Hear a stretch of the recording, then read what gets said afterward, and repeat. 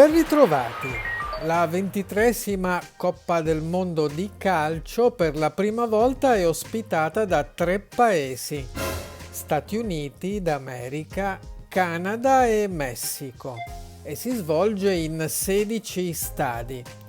Un altro primato sono le 48 squadre finaliste con 1248 calciatori. Il trofeo è un'opera d'arte realizzata nel 1971 dallo scultore Silvio Gazzaniga. È alta 36,8 cm e pesa 6,175 kg ed è ricoperta d'oro massiccio. Rappresenta 2 figure che sorreggono la terra, simbolo di gioia per lo sport e dialogo fra i popoli. L'evento è un motore turistico importante per tutto il Nord America.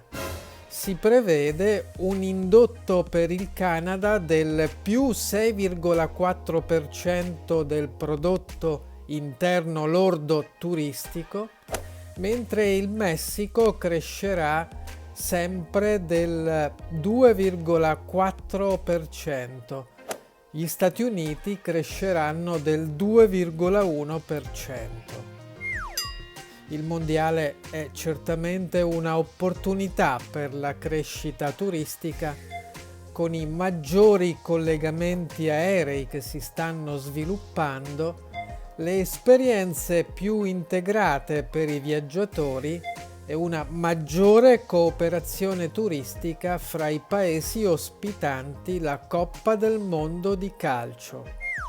Grazie e buon viaggio anche attraverso gli eventi sportivi e correlati al calcio.